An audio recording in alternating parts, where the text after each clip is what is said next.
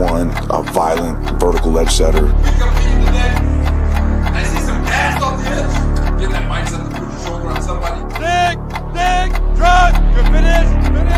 Hey, first down. This is weird, kid. Worse than that, sir.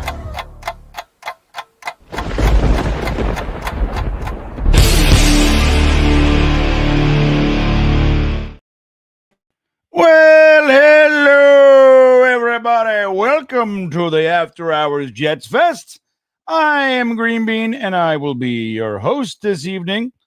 I hope that you're ready to talk about many things. We might even touch on the New York Jets tonight. And how would that sound? Maybe a little training camp, maybe little hopes, dreams, disappointments, things like that. And maybe we even talk about just good old-fashioned life. Huh? How's that sound? Let me see who's in the chat with us tonight. Let me get over here. You see, we did a little bit better than last time with the intro. I opened it up on the right damn account, which is good. I didn't have to use the stock 30-second countdown, which is nice. Let's see who's in here. Mark from motherfucking Asbury Park. There he is. I love me some Mark. Glad you're here, my good friend. And I hope it's a good night for all. It's a good start with Mark from Asbury Park in the house. Eric Samuelson, we just spent some quality time together over on the Talking Jets channel for the Talking Jets show with Matt O'Leary and Ryan from Jets Talk 24/7. So welcome to this side of the street, Eric. This is the other side of the tracks. Talking Jets, it's like, it's a good side. And then you come over here and like, everybody, got some creepy crawlies at night walking around. We're picking up cigarette butts off the street. Hey, look at all that. That kind of a thing. That's where we are now. I just noticed, Mark, look at Mark's avatar. You see that? Mark from Asbury Park. I just caught it as I clicked off. That's Mark and yours truly down at Victor's Pizzeria in Bradley Beach, I think it is, right there in Asbury Park, really. Yeah, I just caught that. It's nice to see us together, Mark. Jets Forever in the house, as you guys know. Jets Forever is one of my favorites. I know he gets shadow realmed and he catches a lot of flack, but I love Jets Forever. That's how I'm saying it loud and proud, buddy. Right, OG Bean. So I got to trim the beard. I got to trim it up. I'm getting a little fluffed, a little fluffy. I'm trying to keep the length and I'm doing a thing. I had to take it down a little bit. So now I'm just getting it back to where I like it, everybody. So welcome, Jets Forever. Glad you're here. John B's in the house. Hey now to you, sir. Ant Jets is here. There he is, little Ant-Man floating around. I love that little guy.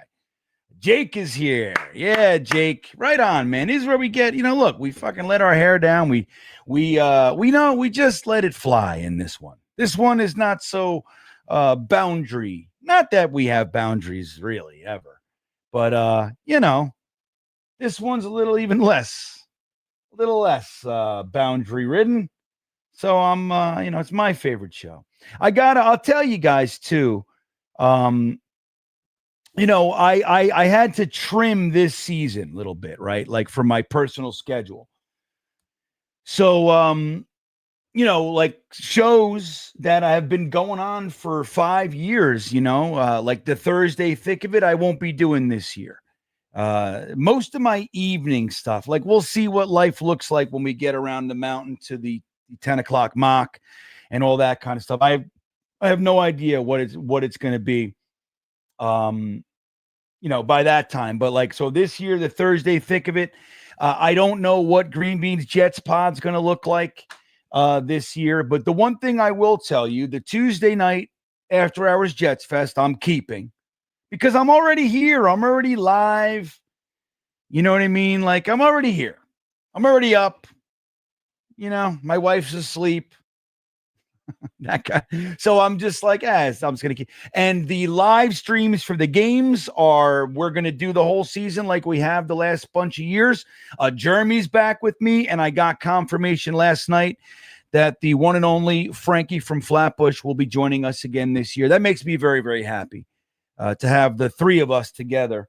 And then we'll have the cast of characters, Ryan and Matt, halftime, whenever they can. And obviously, Dom C will be hopping in, Tigo from time to time. Like that kind of stuff will still happen. But as far as the regular show, the live streams for every game, and we're starting this Saturday night for the Jets preseason opener. Me, Jeremy, and Frankie will be together all year, and I'm excited, man. I'm excited for this season. I have to admit, like I really am, and not in the same way. Like last year, I had Super Bowl dreams. Not that I thought we were really going to win the Super Bowl, but I did have legitimate hope. Belief, it wasn't hope. It was belief that we were making the playoffs, that we had a viable chance to compete for the AFC East. And once you get in the playoffs, you never know, right? Like all bets are off, man. Once the regular season ends and the playoffs start, it's a whole new deal. You never know what can happen. And like you get to the end of the season, you get to December, and if you're firing on all cylinders, and you make it into the playoffs on that like December hot streak, like that's when you're playing your best football, dude, you can really make some noise. And that's what I was hoping for. Aaron Rodgers, Garrett Wilson, Breece Hall, right? I loved Braylon Allen, Isaiah Davis. Our offensive line had all kinds of names on it. We got John Simpson. We got Brown at the left tackle, right? It was like, we drafted Olu Fashanu.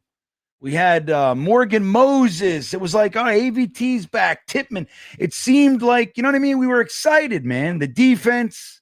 We didn't know Jermaine Johnson was going to go down week 2. You didn't know Sauce Gardner was going to get banged up week 1 against the Niners. We didn't know.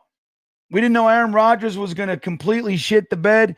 But we brought Devontae Adams in October. I'm like, dude, there's a lot of meat on the bone. It was just crazy. But this year, I'm excited in a whole different way.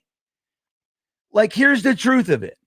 And you guys know, a little rehash. Aaron Glenn was not my guy. Not because I don't love Aaron Glenn. I love Aaron Glenn. That's who I wanted in the draft that year. Like 1994, I was watching the draft, guys. I was watching the draft. I was reading those, it wasn't like today, man. We didn't have the internet like we do, and not everybody was a fucking expert, and everybody's breaking shit down and all that kind of stuff. We weren't going to the Senior Bowl or any of that stuff. We had these magazines, these paper magazines with stats and all that, and I was doing that stuff. I'm never going to claim to be, a statistician or like an expert in that respect. Like once we get in deep into the numbers, it loses me. I'm not a numbers guy, but I paid attention to the degree that I could at the time. And Aaron Glenn was a guy I wanted. Aaron Glenn, I loved the draft pick. And then look, I loved him throughout his career. I loved when we hired him as a scout, and I'm an Aaron Glenn fan. And I loved him as a defensive coordinator. I thought he did a great job in Detroit. The reason I didn't want him, 2 reasons. I didn't want another rookie head coach, and I didn't want a rookie defensive coordinator. It was really simple, right? I wanted a guy who had done it before. Vrabel was my top guy. Flores was my second guy. And then if we were going new, I wanted offense just because I wanted something to change. But the fact that it is Aaron Glenn, if it had to be a rookie defensive coordinator, it had to be Aaron Glenn. Fair enough? I got to change my lighting real quick. Hold on. No worries, buddy. No worries, buddy. Let me change my lighting a little bit for you over here. Let me see. Let me put on the colors. Let's do blue. But not so much. Let me see. How's that? Are we getting there? It's kind of weird. Getting into the green. Just one little bit. Here we go. Yeah. You know what I mean? Like I want it to be subtle. That's what I want. I want subtlety, right? But so with Aaron Glenn, here's what I like. It's really simple. Howdy, Todd, by the way. Let me see real quick. Shwemi's here. Why this team even exists? Oh, Giants, Jets, whatever at this point, right? I don't know why we did. Yeah, same shit. And it's funny because I'm kind of talking about it, right, Schwemmy? Snoopy, what's up with you? What's up with you? James Eubanks, look at all these guys. I love you guys. John's in here. I see you, John. He's the GOAT, right? Rusty Spooner's in the house. Hey, did you see that you won in the last rigged wheel, Rusty?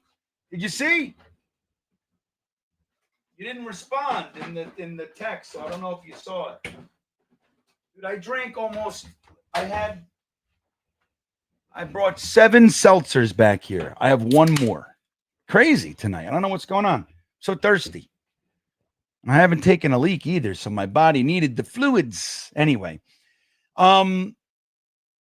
so it's very simple why I'm excited this year. It's very simple. It's because what I see happening is I see actual football mentality returning. Okay. Dude, we've been talking about it for years. You guys have heard me screaming and yelling like a crazy person. Someone might even say whining like a bitch, but I don't like to say that. But you could make a case. I like the idea that this is a football team. The game of football is still football, and it's not that complicated. Right, obviously, offensive schematics and stunts and disguises. Of course, there's complexities, but it's not that difficult.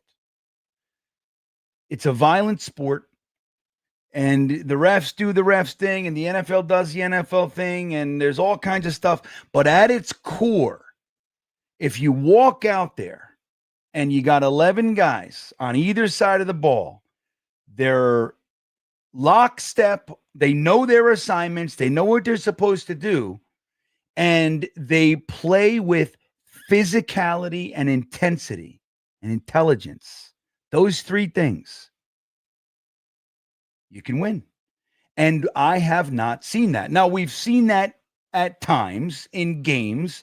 Like there's a game, you're like, you notice it right away. Like, holy shit, we're playing fast. Like we look like we came to play. It's few and far between. And even though we've managed to win some games and hold teams to a touchdown and all that kind of stuff, you could tell it's like we're not really, there's no killer instinct. What I want to see is a team that plays football. Am I asking too much? Right? The fact that Aaron Glenn installed tackling drills and the entire Jets beat makes a big deal about it and says, I haven't seen this the whole time I've been covering the Jets. Or you see long timers like Kaz and those guys. They're like, dude, it's been 20 years since I've seen a practice like this. The fact that they're coming out and saying that tells you all you need to know. And we have been saying it. We're the ones really watching. Nobody knows this team like us. Right?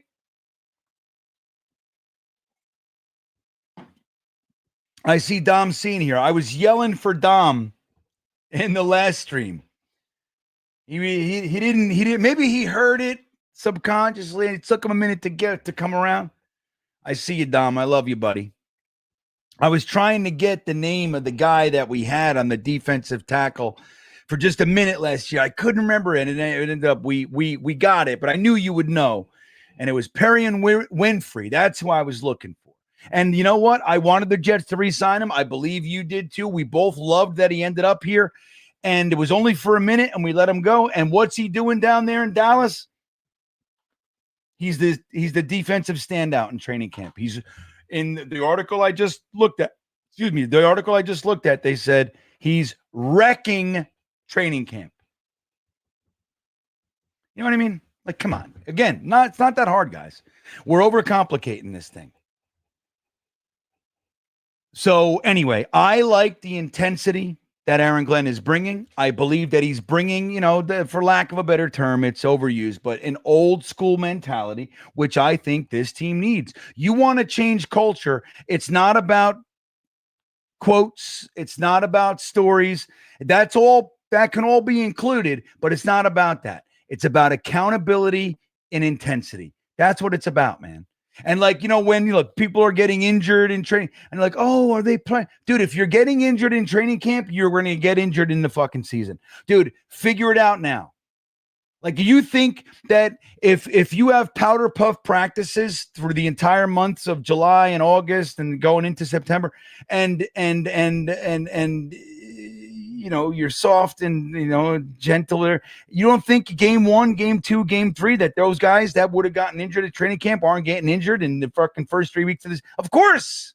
If they can't handle training camp tackling, they can't handle the game. I want to know now.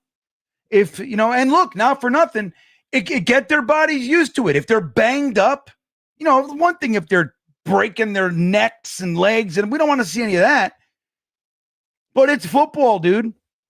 When you get on the field against the Pittsburgh Steelers, September 7th, those guys are coming to hit you, and you had better be used to getting hit.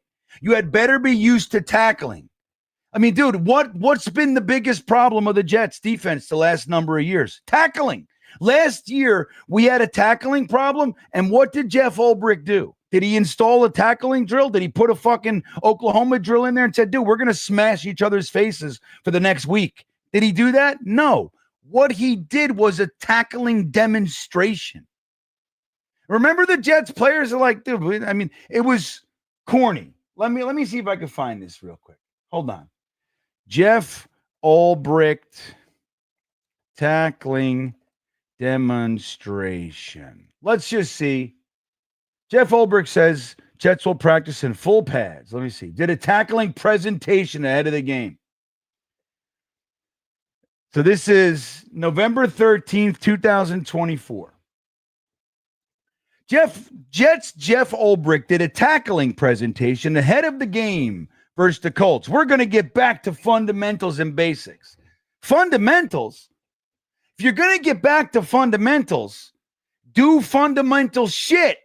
Put them on the field, make them put their shoulder pads on, their knee pads, their fucking helmet, and let them smash into each other and show them the right way to do it. Get them used to doing it.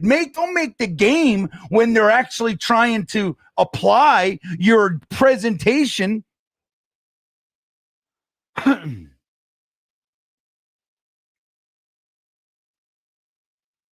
I did a tackling presentation for the team today, not just the defense. So everybody knows exactly what we're doing, how we're attacking it, how we're going to get it fixed. It didn't work, guys. The Cardinals, this is after the Cardinals game. The Cardinals broke 20 tackles during their 31-6 victory against the Jets and scored on their first 5 drives. 5 straight scoring drives, 20 missed tackles, and our response is for our head coach to do a tackling presentation.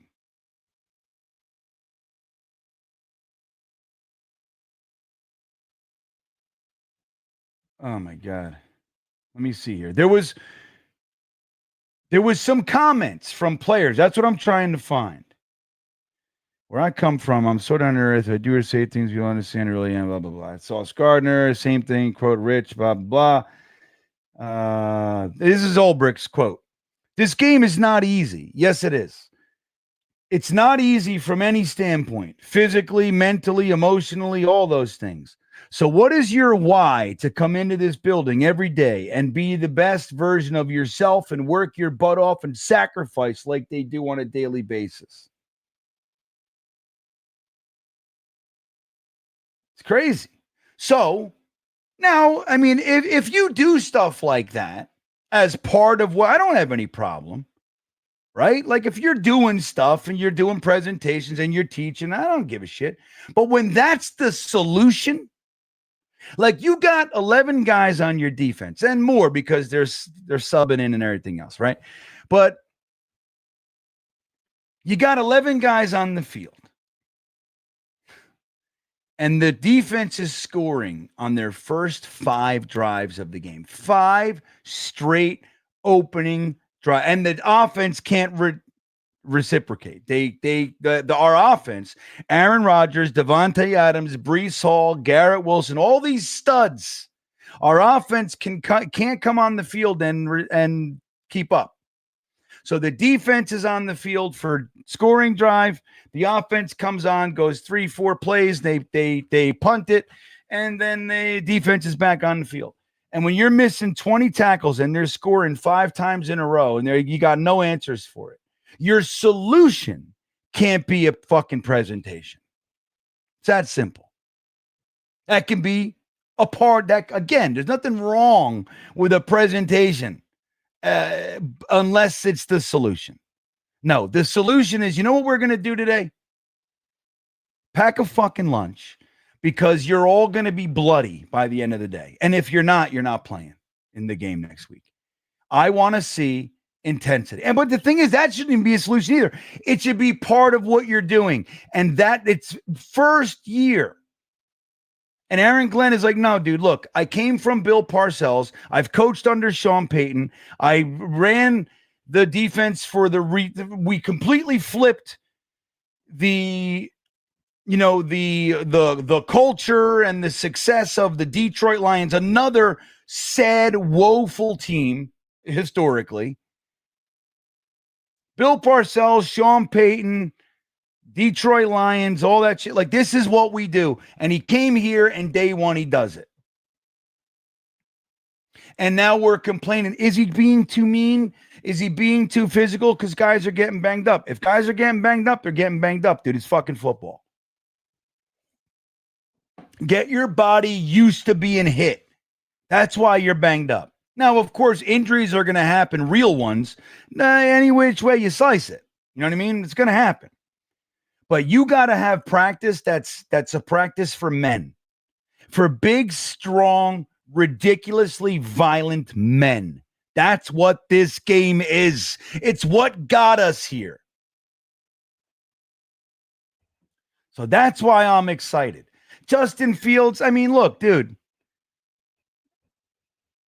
Does anybody have any real misguided delusions on what Justin Fields? Look, he's a young quarterback with every physical tool that you possibly could want. He's got a rocket strong arm. He's got amazing ability to gain yards and shit on the ground with his legs. He can escape pressure.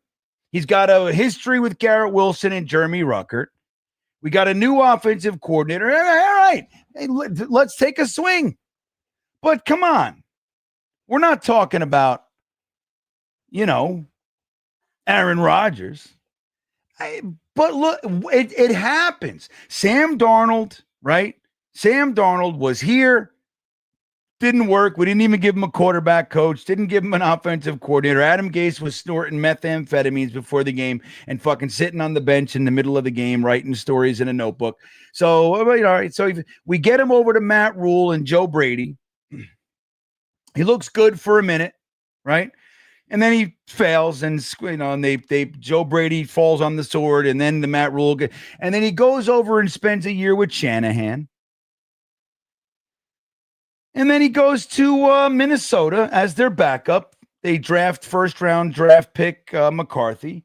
He gets her injured for the year, and Sam Darnold goes. But and I don't think too many people thought Sam Darnold went to Minnesota to be in 15-2, but it happened, right? Baker Mayfield. He was bouncing around. Cleveland Browns. Where was he? He went to Carolina with Sammy Boy. He went down there. Then he flies over to LA and he does that thing with them. And then he goes down to the Tampa Bay Buccaneers. And we're like, all right, he's good, but now he's got a home. And he's a good quarterback, and you never know. And Geno Smith took a little bit longer, and he bounced around a little bit more, but look at him. You know what I mean? So who knows? There was the same thought about Geno Smith. Dude, let me tell you something. When the Seattle Seahawks traded Russell Wilson to the Denver Broncos and kept Geno Smith and didn't make any other real moves for quarterback. What happened? Hello, hello, hello. Can you guys hear me? I think you can. Everybody thought they were nuts. They thought it was a wash here. We all thought, oh, well, they're just kind of tanking. And it was good because we had their picks. But and look at Geno Smith. He ends up being Geno Smith now. Now Geno Smith is considered an upper tier starter in the NFL. Just went and signed a beautiful contract, as did Sam Darnold. So who knows? But do I have the same feeling of hope, like that kind of hope when we brought Aaron Rodgers over here? No, it's different. But who knows? Take a shot on the young kid. He had crazy, weird, situation in Chicago, another shit organization. Numerous offensive coordinators, numerous coaches. And then he goes over to Pittsburgh. He gets with a real organization for a minute. Like, nobody can deny that. They're an amazing organization. They've had 3 head coaches since Woodstock, dude. You know what I mean? Like, fucking not our situation. We've had 17 since Woodstock. So he goes there. He's 4-2 in the first 6 games. Not lighting the world on fire, but better. More efficient. He's got Arthur Smith as an offensive coordinator. He's got Tomlin as a head coach. You know what I mean? It's like, it's different. I'm no Arthur Smith guy. Believe me when I tell you, I don't really like Arthur Smith. So when we were interviewing him for the head coach, I didn't love Saleh either, but I definitely didn't want Arthur Smith. I had no attraction to that guy. And there was a lot of Jets people that was their guy, not mine. And I'm no Arthur Smith guy, but Arthur Smith is not Adam fucking Gase. You know what I'm saying? You get what you catch my drift? So anyway, hey, take a shot. Again, I like the thing. He's got the history with Wilson and Ruckert and, hey, man. And Myers, for that matter, who hopefully won't start over Tippmann. So I'm excited. I love our running back room. Love it. I could not like our running back room more. I love all 3 guys. And I love them all as prospects. And I love when we drafted Brees in the 2nd. Loved it. Couldn't believe they took Braylon Allen. Out of all the running backs, you guys know he was my RB1 for the New York Jets in that draft. He was the running back I wanted. And if not him, dude, you guys can go back and look at it. Isaiah Davis. Who was the other guy? The guy from Notre Dame, I believe it was. I want to say Archuleta, but I know that's not it. What was it? Dom knows. Where's Dom? Is he still here? What was the guy? There was another running back that I liked too. I mean, there was a few, but it was like Braylon Allen, the other guy. I just can't remember his name. I'm fried out. Audric Estime. Thank you, John. That's what it was. Thank you. Or that's it. You guys nailed it. Thanks, Jets Forever. You guys know. You guys are the best. So, look, Braylon Allen was my RB1, and I thought I wanted them to draft him. When they did, we lost our marbles. And then I didn't think that we should have drafted another running back. But if it wasn't Braylon Allen, Audric Estime, or Isaiah Davis, those were my guys. And we got 2 of them. So I genuinely love this running back room. And I think it's a strength of the team. And I think we should lean on it. The great thing about Justin Fields is look, you got Garrett Wilson out there. You got this speedy kid Smith. Hopefully, and I'm still a believer in Malachi Corley. I don't know why everybody's out. I don't know the deal. We'll see. In preseason training camp, you got to earn it, kid. So they're making him do that. Good. I hope he makes good because I think his skill set would really be beneficial. But if he can't do it, he can't do it.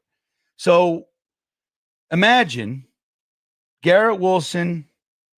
I always want to see A.Z. Thomas, but it's Azariah Smith or whatever the hell it is.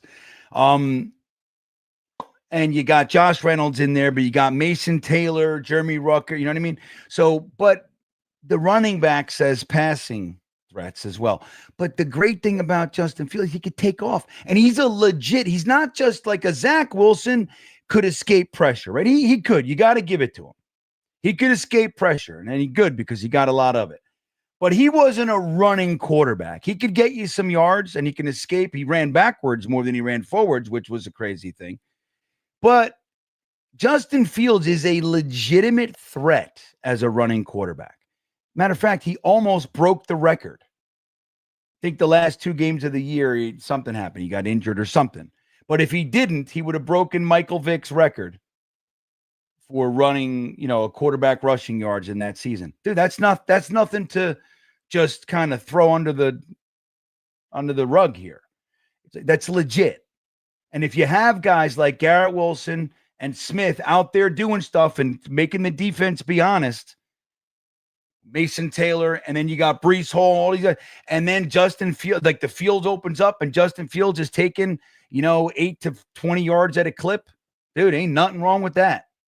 I don't care if he ever fucking throws the ball, to be honest with you. I mean, I want to see Garrett Wilson get his yards, of course, and because Garrett Wilson is, I just think he's he's got the potential to be the best Jets wide receiver ever. And you guys know I'm a huge Wesley Walker, Altoon, Keyshawn Johnson, Wayne Corbett, loved Bray, Santonio Holmes for a minute, Decker, Marshall. Like, it was all great.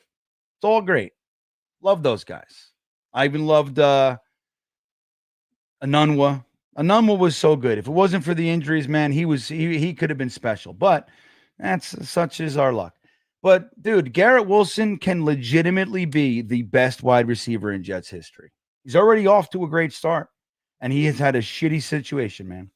So if it comes down to, like, Garrett Wilson gets 1,100 yards, 1,200 yards, Mason Taylor's getting 500 yards, Breece Hall's the wide receiver too, so to speak, and he gets a whole bunch of yards, and we're using him, we're rushing him 20 times a game, and Justin Fields is just, his impact is on the ground. I could not care less.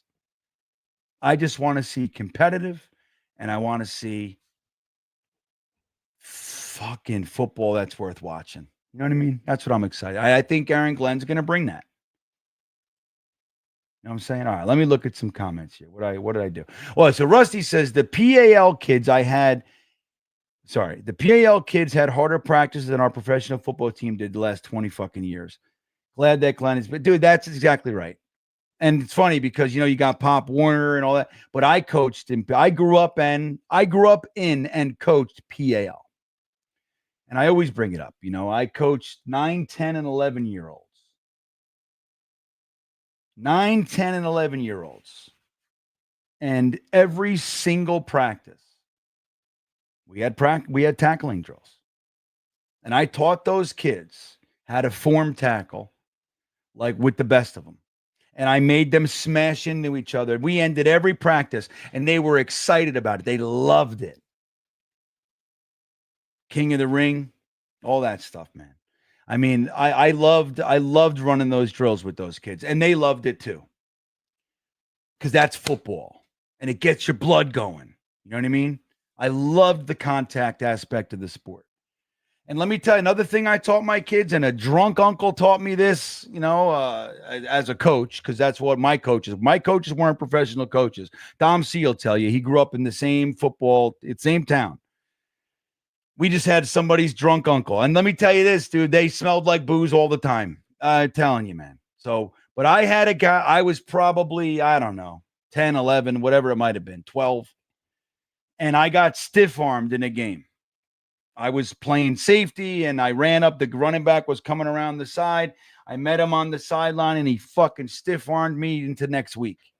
And I went down like a sack of potatoes, right on my back. Boom. And he stepped over me and kept going. And my coach took me, and he said, we're going to work on stiff arm, how to tackle a stiff arm. Okay? This guy, just a drunk uncle, somebody's drunk uncle, man. And in the next practice, we talked about tackling stiff arms, and this is how to do it. This is exactly what he said. I mean, it's a long time ago, so word for word, I don't know, but this is what he said. If somebody's going to give you their arm, take it. take it. If they're going to give you their arm, grab it, take it, rip it out of its socket. He'll never try to stiff arm you again. And that's what I did. And we practiced it and we worked on it and we sucked. We weren't a good football team, make no mistake. But one thing I left there with was I never get stiff armed. And I am blown away. I am blown away watching professional football players making millions of dollars a year. When a running back puts their arm out to stiff arm him, they still try to get to his body. I don't, they're like, they do, their face is getting mushed and they're trying to reach into the body. Grab his fucking wrist and swing his ass to the ground. It's like when a guy with dreads or long hair runs past, dude, grab his hair. It's part of the uniform. It's there. Grab it. It's sticking out. Why do you got to bypass the thing sticking out and go for the dude? Grab his wrist. He'll never do it again to you. You take him by the wrist and you fucking just swing him around, swing him to the ground, smash his fucking face. That's what I was taught. Does that make sense? Charles Gorman, what's up, Charles? Good to see you, buddy. Does that make sense? If they're going to give you their arm, grab it. They don't do it. Nobody in the NFL does it. I mean, it might happen from time to time. And I know it's hard. Like, there are some really good stiff arm guys, like guys that know how to do it. And they keep their hand close to their body, and it's a last second thing. But there, I'm telling you, watch the game. There are so many guys, they like lead with it. They're like, dude, just grab it. And if you're look, and if it is late and you're going for the body, then reposition, just grab it. And I know it works because I've done it 100 times if I've done it once. I loved it. I loved when I would be looking for the stiff arm. Go ahead, man. We'd practice and they'd say, just so you know, this running, we'd watch a little film. We watched very little film back in the day. They'd show it on like a reel to reel on the fucking, we didn't have like locker rooms. Remember, Dom, are you still in here, Dom? Remember our locker rooms, bro? What they were these little barns. We had like a little barn on the side of the field. It was like, it looked like Friday the 13th. That's where all of our equipment was. And we'd go in there and have meetings and shit. And every now and then they'd bring out the reel-to-reel projector and they would show like it was very rare. But like if they said like, look, this guy is known for stiff arming, we would know it going into the game and we'd look for it. And the guy would be coming at you. Here he comes with his stiff arm. Just grab it. Let him know. Make him pay. Rip it right out of his fucking shoulder. That's football. But I taught my kids, man, how to dude, head up, shoulder to the belly, best optimally. Head up, shoulder to the belly, hands behind their thighs, their quads or their hamstrings. Just hands, and then fucking pick them up. Dude, best case is to get them off their feet and drive them into the ground, dude. Put them 4 feet deep in the dirt. That's what I would teach my kids. Shoulder to the belly. Knock the wind out of them. Crush them. And then if you're a teammate and you see your other buddy engaged, he's got his shoulder in his belly and he's trying, then fucking take the top of his body off. Just cry. If they're struggling, he's still on his feet, dude. Run right through him with your shoulder pad to his chest. Kill him. These are 9-year-olds. But anyway, Glenn's doing that, so I'm excited. Shit, I'm still in my opening monologue here. What is it? I'm 45 minutes into the show. I'm still opening monologuing you guys. Holy cow. Matthew Zucker, what's up, buddy? Good to see you, Matty. What's up, fellas? We are back. All the love to you, dude. Matty got me tickets to the Jets-Giants joint practice. which I'm heading up there next week to training camp. It's going to be fun. Let's see what else we got. Sluggo, what's up? Thank you, Matt. Garrett's getting doubled every game. Running backs, tight ends, and Fields' legs will be huge in this RPO.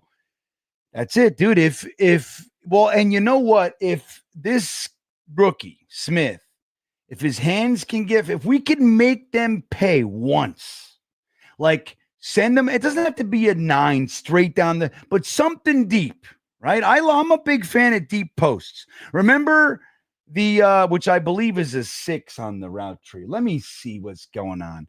NFL wide receiver route tree. Let's see here. It's a 7. What I like. Dig is a 6. Okay. I used to call them quick 6s. Maybe they changed the route tree. Yeah, it's a 7. So no. This is opposite. So it's like an 8. Wait, hold on. Let me see. So that's to the corner. That's the flag. And the deep post is technically an 8. So yeah. Okay, so that's right. Okay, got it. So I'm a big fan of the play. Remember Wesley Walker with the post? Dude, it was the best. As soon as I would see Wesley Walker's route, and when he was usually like, it could be from the outside, but if he was in the slot and he would come, as soon as you saw him dip, cut to the inside, and it wasn't a hard, flat cut, it was like it's going to be a deep post, dude. And the quarterback, Kenny O, would just toss it right down the center of the fucking field. I was like, here it comes. He caught it 9 out of 10 times. Boom. It was just the best. So you send this young little speedster, you get him on a deep post once. You make him pay one. He's got to catch it. He's going to have the guy trailing him. He's got to be up with his speed. You got to be able to break and lose. You got to be able to get a step, right? And then obviously the play's got to pull the safety. Look, especially if they're doubling Garrett, they got a single high or whatever, and they're pulling over, they're favoring Garrett, and you just get this guy on the outside, right side, just deep post it and fucking hit him. Make him pay once. And dude, the defensive backs are going to be occupied. They're going to be worried about Garrett Wilson and this kid taking the top off the defense. That's going to open up everything. Yeah, I mean, look, and again, Justin Fields can hit him as far as his strength. He's got to be able to be accurate enough to get this done. It doesn't have to be all the time, but you have to make sure that they know it's real. They know it's real. That's it. And Garrett Wilson, you got to throw it to him. You got to let him beat these double teams. You got to let him do it. He can. He can out-jump everybody. You ever see how, dude, have you ever seen how high he can really get? I mean, we saw it on the, Air Wilson catch, right? But like, let me show you one. Let me show you this, okay? This is what we're talking about. This is real. And by we, I mean all the people that are in my brain, right? So all of us, this is what we're saying. Let me show you this. Dude, just look at this. This is what we're talking about. Dude, what is that? 12, 15 feet in the air? So this guy's foot is on the ground, but he's even jumping. He's tippy toes, right? Who is that? Let's say he's 6 foot, okay? Garrett Wilson's at the bottom of his ass is where this guy's eyes are, okay? Garrett Wilson's ass is above this guy's head. He is tippy-toeing, leaving the ground at 6 foot whatever. Look at that, dude. Look at what Garrett Wilson has in the tank for us. Let him beat him. Let him know that if you put in the effort to beat those two guys, we're going to get you the ball. Because the reason we see Garrett Wilson so frustrated all the time is because he's out there working his ass off. He's not Randy Moss. He's not taking plays off where he's not getting the ball. That's not what he does. As great as Randy Moss was, that was one of the rubs with him, especially early on in his career. It's why he caught a lot of slack for it. Caught a lot of flack. He caught a lot of shit for that. If he wasn't going getting the ball, he would kind of take the play off. He would jog. You know what I mean? Garrett Wilson's working 100% every single play, and the ball's getting overthrown. It's thrown out, and that was Zach Wilson. That was Tim Boyle. That was Trevor Siemian. That was Mike White. Everybody, right? Even Aaron Rodgers. How many times last year did we see Garrett Wilson wide open and Aaron Rodgers sailed it over his head, couldn't hit him? Why? How many times? At least 5 for touchdowns. Garrett Wilson would have had at least 5 more touchdowns last year. So if he knows, if I beat this guy, I got a better than fair chance of getting the ball thrown to me all day. Dude, look at this. Look at this height. And then you got like this kind of stuff. Like, dude, look at this guy. Just look at him. Do you understand what we really have here?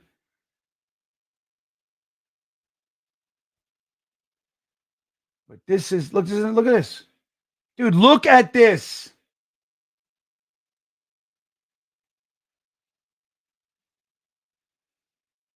Who does that?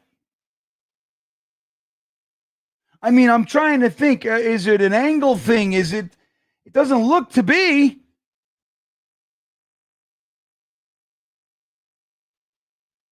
Right, Paul? I'm pumped. Yeah, man.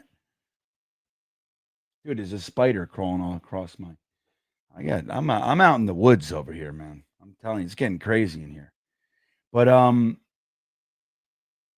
you see, like, dude, what we like, I don't think Jets fans, maybe some, but I think there is a large contingent of New York Jets fans, and by and large throughout the NFL, that are not aware of what's really here. This guy is unfucking believable. And he's ready to outwork everybody. Like, we have a special guy, which is why the Justin Fields thing makes sense to me. And again, you're taking a shot on a young kid. You know what I mean? He's his third team. You know, he's growing up, looked better last year. Okay, all that. But the real silver lining, the juice is that ball that Garrett Wilson is catching right there, Justin Fields threw it. Now, the problem is that why the fuck are you throwing it 18 feet above his head? There's that. Right, Phenom? Right, Hennessy? Why are you making it so hard for him? So there's that. But if Garrett Wilson and him are on the same page and he knows, hey, dude, I'm just going to throw it high. You got a safety and you're going to be bracketed. I'm going to throw it high. You got to out-jump these fools. All right, maybe that's what's going on. You know what I mean? Wyatt says Justin Fields can't read a field. You don't need to. He just needs to know where Garrett Wilson is or where to run. That's all I care about. Or dump it off to Brees. That's it. I don't care. You know what I mean, Wyatt? Like, we're not looking. One of the things that I really hope the Jets don't do, and this, you see this so much. When you have a quarterback with a specific skill set and you try to make them into something else. Like, for many years, they stopped doing it as much as they used to 10, 15 years ago. But a lot of the older guys, you'll remember, they'd get a running back. They'd get a quarterback with he's a scrambler. He's a runner. And what did they try to do? They tried to do it with Randall Cunningham. They tried to do it with McNabb, with Culpepper, all those guys. Tarkenton, but they would always get their play. But what they tried to do is they tried to make them into pocket passers, because these antiquated old fucking men, they can't adapt. So they want to take this. He's got all these. He's got the great arm, and I'm going to make him into a pot. No, dude. Make the offense around his incredible skill set. And that's what I hope they're doing. Make the offense around what Justin Fields can do.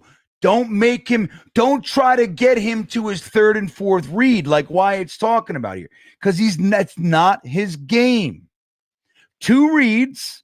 If it's Garrett Wilson and Mason Taylor, I want to always say AZ Thomas, but is Azariah Smith?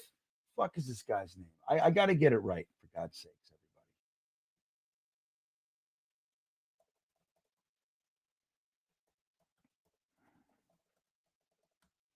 everybody. Right? Let me see. Arian, damn it. Azariah. I'm just confusing the AZ Thomas, and I'm broken. It's like for years, what is his name? Quincy, I don't know, whatever. Quincy, I don't know, Adams, I don't know. But I get stuck sometimes. You know what I mean? I just can't shake it. That's where I am with him. It's early, though. So let's call him Arian Smith. And Brandon Smith, I'm excited about. But let's anyway, look at Garrett Wilson. Just look at this guy for a minute. That's all the same catch. It's unbelievable what he's doing here, guys. So that's that one. That's that one. Should it count? Why wouldn't it count? Why wouldn't it count?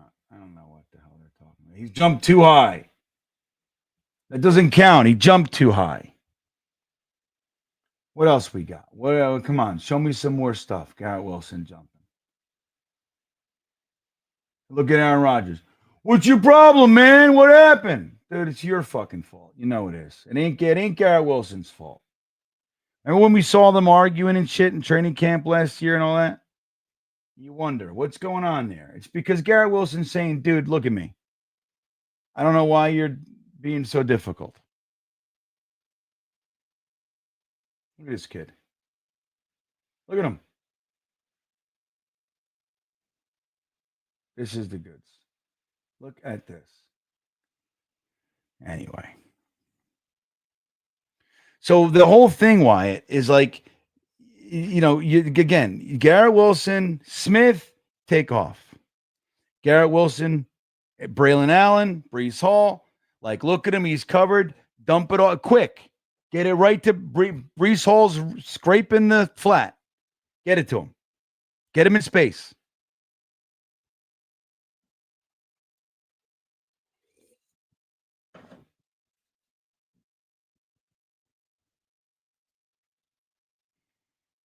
That's what we should be doing. We should be building this year's offense around Justin Fields. Commit to the gimmick. Commit to the gig. You signed him. You brought him in. Don't lollygag. Commit. Well, we don't know if he's going to be here next year. Well, figure that out next year. Look at the players you have. You drafted this wide receiver. You signed this wide receiver. You drafted that tight end. You got these 3 running backs. You extended Garrett Wilson. This is our offense. You fixed the offensive line. You're working on the depth. Great. Build the offense around these guys, namely Justin Fields. I don't care if I like him, you like it. Doesn't matter. He's the quarterback. Do everything you can to make it work. And if you build the offense around him, around his skills, not what you hope he can do. He can't do that. What can he do? Let's build around that and bolster that and strengthen that and support that. Right? Some guy, you look at you like, why can't we have nice things? And then you get them.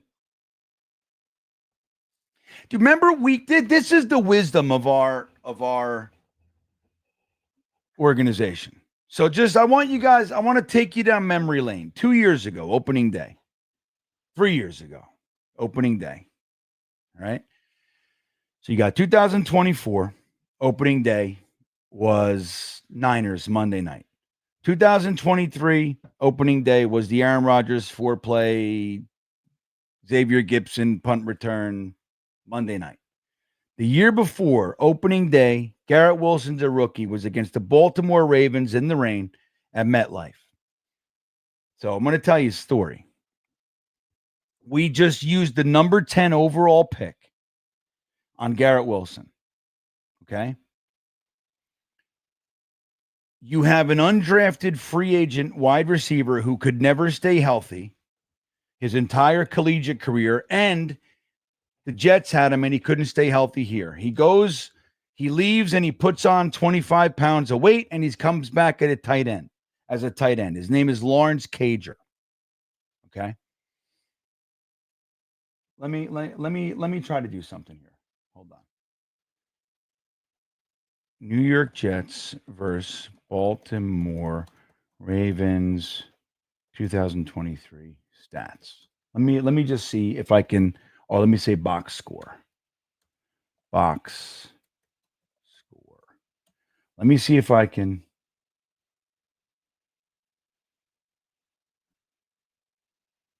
That 2022. Hold on.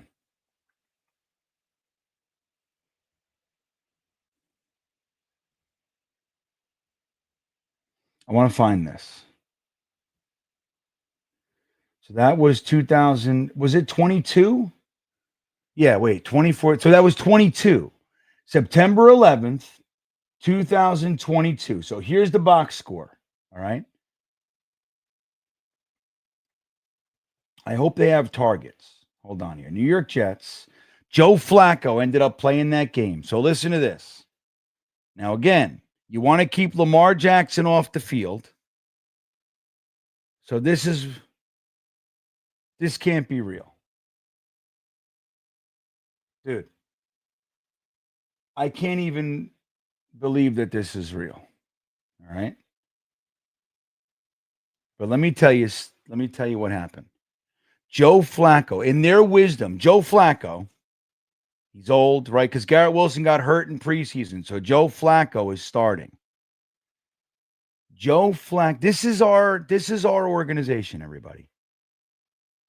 Joe Flacco throws the ball 59 times. Jets Forever was begging for Zach Wilson to get an opportunity like that. Remember Jets Forever? There he is. He needs 20 targets a game. Jets Forever. 59 fucking times. All right, let's look at it together. I want to show you guys. We're all friends here. Let me share this with you. So this is what I'm looking at, okay?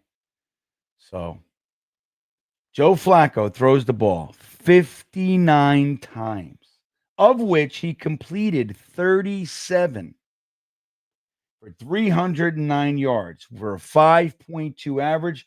Out of that, he gets one touchdown. So 59 attempts, one of those ends up being a touchdown. One of those is an interception.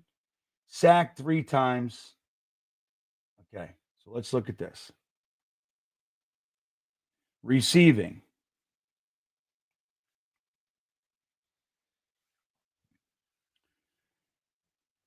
So Garrett Wilson, the number 10th overall pick. But here's what's funny about it. Lawrence Cager, I wish they had the attempts so they don't. Let me see if I could. 2022, 2 teams, 7 games, 118 yards. Wait, hold on. 4 games started, 13 receptions. It doesn't say his attempts. The targets. Let me see something here. Hold on. I'm going down a wormhole here, a rabbit hole, I should say. Stats. Lawrence Cager stats. Hold on. Let me see. So 2022, the Jets. It says 1 target. That's not right. But anyway, so look, I see it. Somebody said it too. So what we did in that game is we focused on an undrafted free agent wide receiver who couldn't make it, changed into a tight end, and it was his first game. We focused on Lawrence Cager. He was our number one target outside of the running backs. You have Garrett Wilson, 10th overall pick. Clearly, the first reception that he got was right before the half. You guys remember this? We all looked at each other, and we were all together. It was the Jets. We were all with Jet Lounge with Sack Exchange. Richie was there. Everybody was together that year. It was fucking crazy. We had everybody. It was amazing. It was an amazing time. We were in the whatever, forget the name of the place. But anyway, it was raining on us and everything. We were all together. And they keep throwing the ball to Lawrence Cager is the big deal. And then they throw the ball to Garrett Wilson. It was 3rd and 31, I think it was.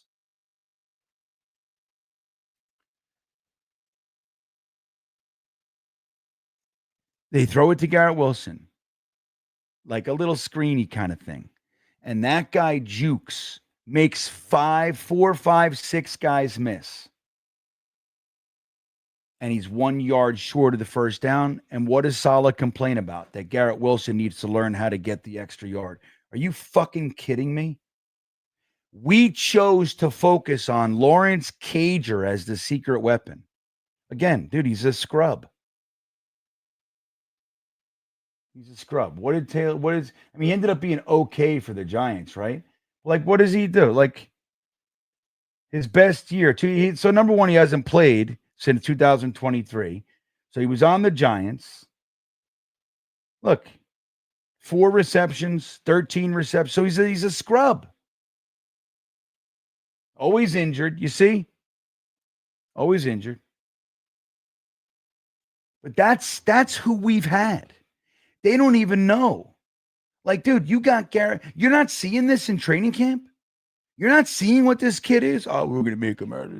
He's got to work up. And, dude, you put the ball in his hands. One play. He got 30 yards on a 3rd and 31. That might not be exactly right, but whatever it was.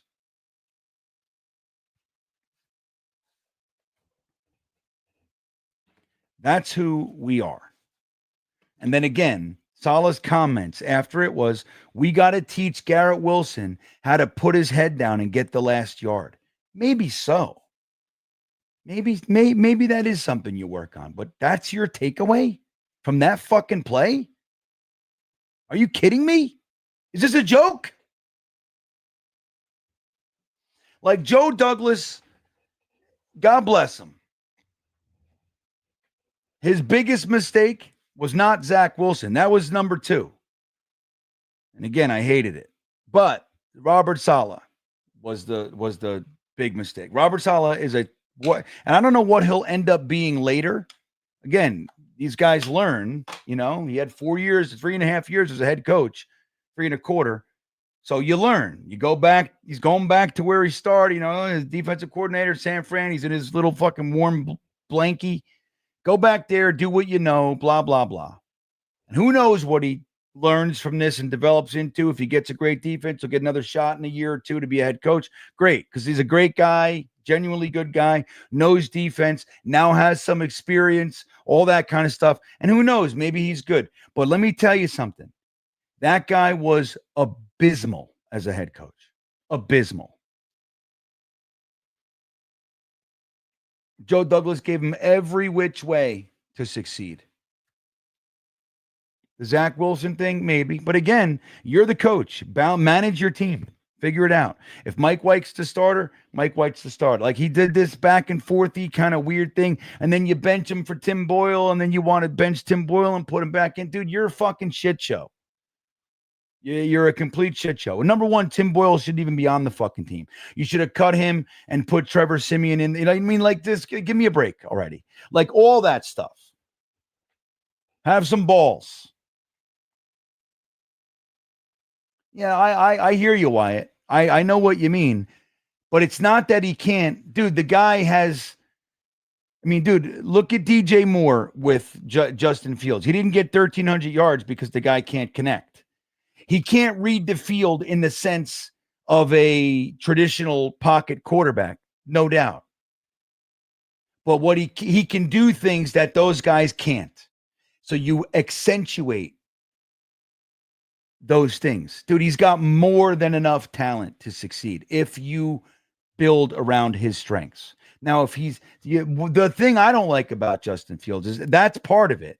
But what I don't like is that he seems to be a little careless with the ball. And so he's fumbly and, you know what I mean? Like that kind of stuff. So again, I hear what you're saying. I'm not disagreeing entirely, but I think that's a short-sighted way to see the whole story here. Because he's got a rocket arm. He can connect on the first two reads. He's not going to read the whole field. He's just got to have the plays. But he can take off too, like few. He might not be Lamar Jackson, but he's also better than probably everybody else. You know, he's got a skill set. So use it. He's the guy you got. Use it. Don't make him into something else. And Mike, I get that, but Tyrod Taylor his ceiling is well known, and he doesn't like to stay healthy. So, like, what's the purpose? Now, if your purpose is to suck and then get the number 1 overall pick next year in a quarterback-rich draft, that's a different story. Tyrod Taylor is going to win some games, though, because he's not a bad quarterback. So he'll end up ruining it anyway. But what's the plan with Ty? He's not going to take you to the promised land. You know that. It's like McCown all over again. Like, at least with Justin Fields, you're taking a shot at something. You're taking a shot at him being the resurgent Sam Darnold, the resurgent Geno Smith, the resurgent Baker Mayfield. You're taking that shot. Is it likely to win? It's a long shot. No doubt. But Tyrod Taylor's not doing anything for you. He'll give you some exciting games, and we'll win some. But he's not the guy. I think we can all agree on that.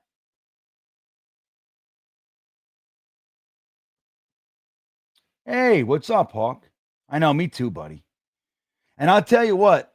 This is the most extensive and thorough off-season, like taking a time off that I have done football-wise in probably 25, 30 years, without exaggeration. Like usually during the off season, I'm pissed when even the rumor news dies down. You know that like 3-week period where there's like nothing? Like I usually get upset that time of year. This year, I didn't pay attention. I took the most, like last year, dude, was a deeper hurt than I recall. Like it was unique. And I know I know we all dealt with it. But for me, and it was coupled with like I was working entirely too much. Like I was doing like a day job. I was running my business. I was starting a new business, which is not easy. And I decided to accept 50% of this other treatment center in town and help them for like 6 months. And that just wasn't working. I wasn't able to do what I'd hoped over there. But I was doing my business. I was doing that. I was also like coming home and then doing live streams and then recording video. Like I was working without exaggeration, like 15 hours a day, all 15 to even 18 some days, all year. And then that fucking Aaron Rodgers gets us to 5 wins. Like it just killed me. So this offseason, I really just turned my head and went the other way. I was like picking berries in the forest in a fucking sundress. Like that's what I was doing.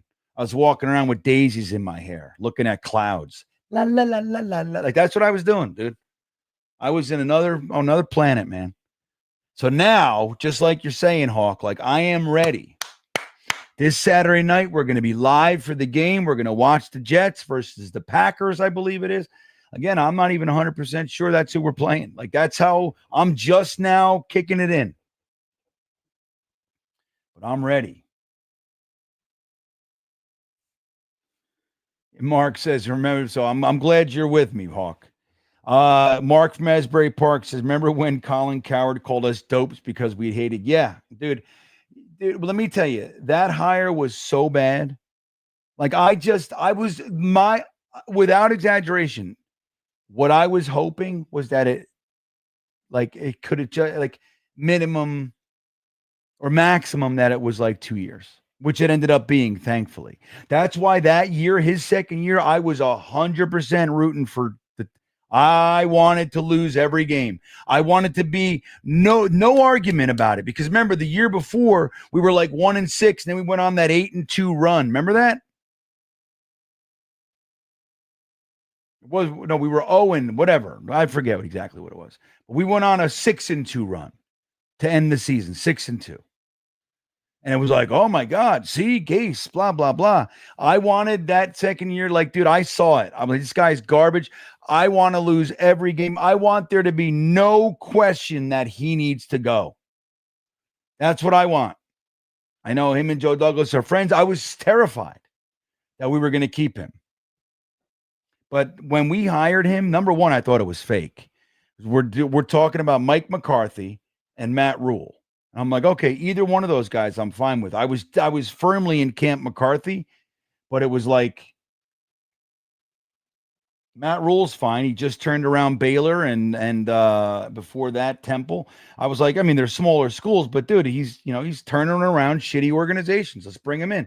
It was worth a shot, but it was like, all of a sudden out of nowhere, the Jets hired Adam Gase. I'm like, that's ridiculous. He wasn't even a name we were talking about. Where did that come from?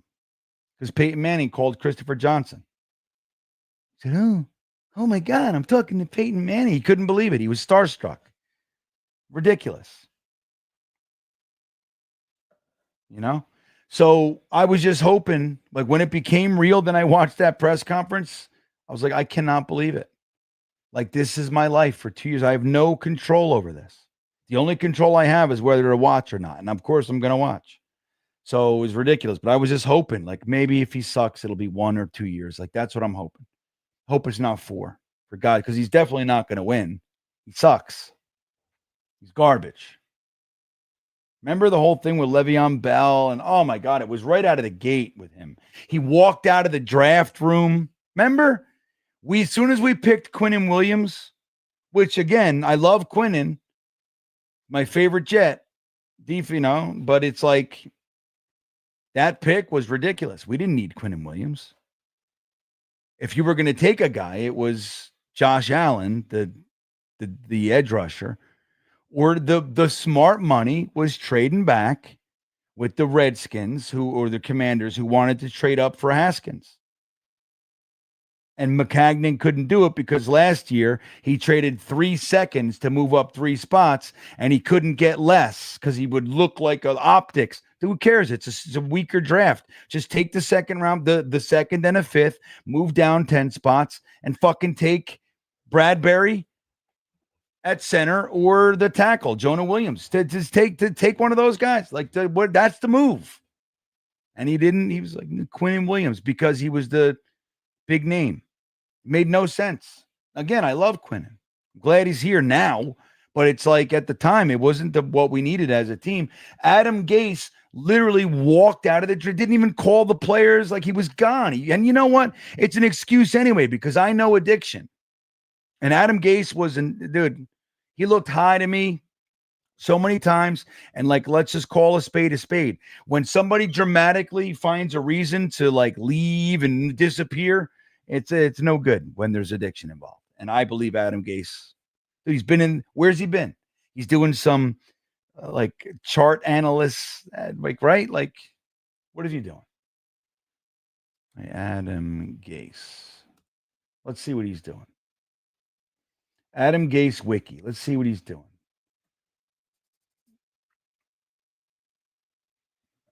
What is he doing now? Yeah, he's got nothing. He's like, dude, he'd think about this. When we fired him as a head coach, he's never been a coach again. When we fired Mike McCagnon as a general manager, he's never been a general manager. He's not even in the game. Like, that's what goes on around here. Like, these guys, they were our leaders, and they can't even get a job. with another team at any position. It's like last year, like Middleton, our tight ends coach, he's still fucking unemployed. Our offensive coordinator is a defensive support staff for the Packers. The other offensive coordinator is a wide receivers coach. Our offensive line coach is an assistant offensive line coach. Our fucking quarterbacks coach, the guy who we gave the number 2 overall pick to, which we could have traded for 3 firsts and a third, but we didn't. We took him and we gave him to a first-time guy who's never done it. For 4 years, he was our quarterback coach. He was our quarterbacks coach last year. What's he doing? He's an assistant. He doesn't even have a position. He's like an offensive assistant. It's not even a position coach. It's like he's nothing. Like, so when these are the guys leading our team. Adam Gase has never been a coach again. He was supposed to be an offensive guru. Remember? They said he was a guru. And he has not found a coaching job since. It's been 5 years. What is he doing?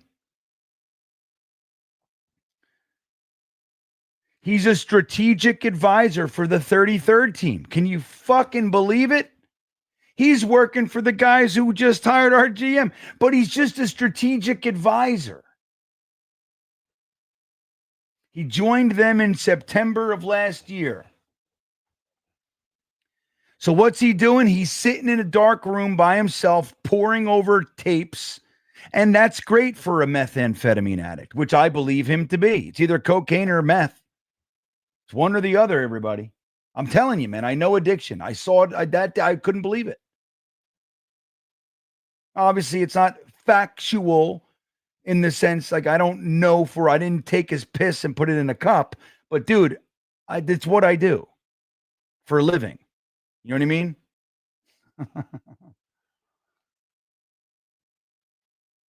Look at this. Corn on the cob. Exactly. That's what I'm saying. Jeremy gets it. He understands. So, like, think about that, guys. Mike Tannenbaum Mike McCagnon was our general manager, the boss. He spent $100 million his last offseason. Gave crazy contracts to Le'Veon Bell, to C.J. Mosley, all these guys. Then we give him the 3rd overall pick. You know what I mean? We let him run the whole draft. And we fired him, and he has not even gotten a job as a scout.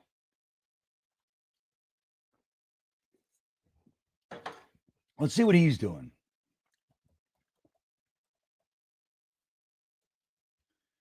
Let's see what he's doing.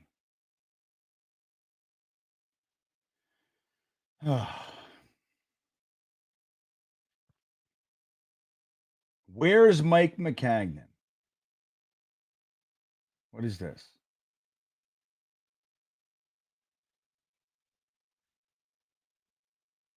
Wait, let me see.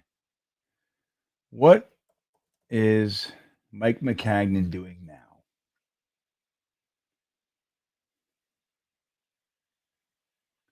You can't even find him. Latest news. When is this from?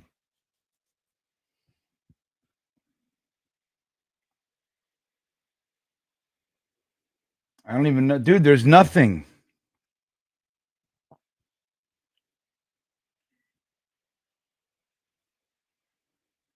There's like nothing. You can't even find them.